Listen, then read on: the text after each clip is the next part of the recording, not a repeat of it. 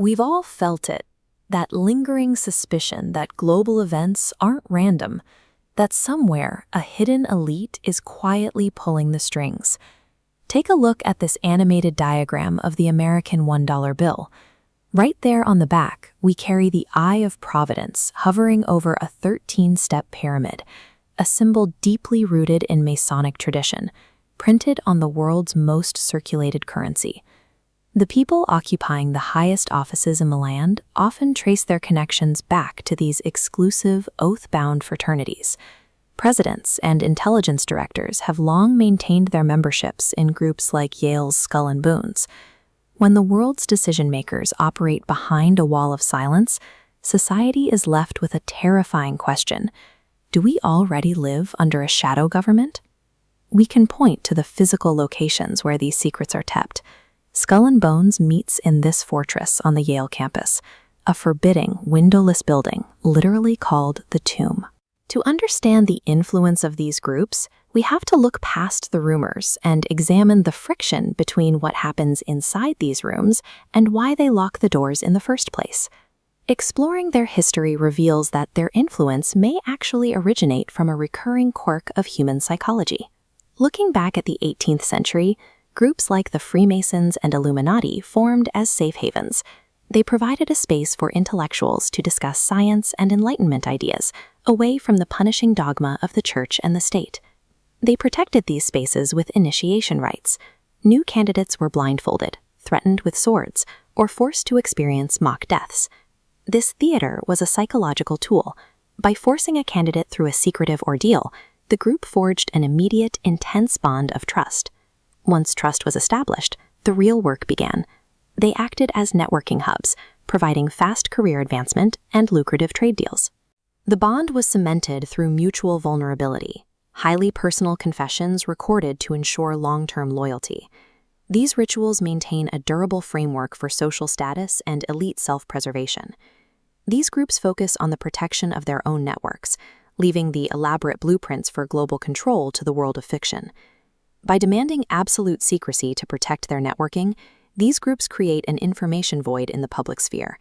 As this diagram shows, they build an opaque black box. Human nature abhors a vacuum. Denied an explanation for how power works, our brains scramble to invent one. Because the public cannot see behind those closed doors, they project their deepest societal anxieties. The black box becomes a mirror for our fears. The public fills this informational void with elaborate conspiracy theories, born entirely from the darkest corners of their own imagination. This psychological projection has been weaponized for centuries. The crusading Knights Templar has occupied the Temple Mount in Jerusalem. In the 14th century, French King Philip IV needed to destroy them. He achieved this by inventing horrific, satanic charges against the order. The king's motive was financial. Heavily in debt, he wanted to seize the Templars' wealth. By accusing them of worshipping idols behind closed doors, he gave birth to the enduring myth of the sinister occult Templar. Modern hoaxes follow the same pattern. The Priory of Sion was described as an ancient order protecting the bloodline of Christ, becoming popular fiction. This ancient society was actually forged in a French library in the 1950s. Pierre Plantard fabricated the documents because he craved personal attention and aristocratic status. Global conspiracy myths are rarely organic. They are manufactured products created by individuals for political rivalry, financial gain, or ego. While the reality inside these rooms is usually mundane, the projections created on the outside can become deadly. In the early 20th century, a fabricated pamphlet appeared called The Protocols of the Elders of Zion. It alleged that a secret Jewish shadow government met to plot global control. This text was a complete plagiarism of a French satirical novel, yet the myth was adopted by the Nazis, who used the forgery to justify real-world atrocities. A myth transforms into a devastating weapon the moment a society adopts it as absolute truth. Why do these myths endure, even when faced with overwhelming contradictory evidence? We see this in the Apollo 11 moon landing conspiracy.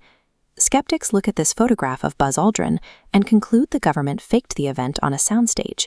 Scientific realities, like the lack of stars or the flag's appearance, are twisted to confirm the deception.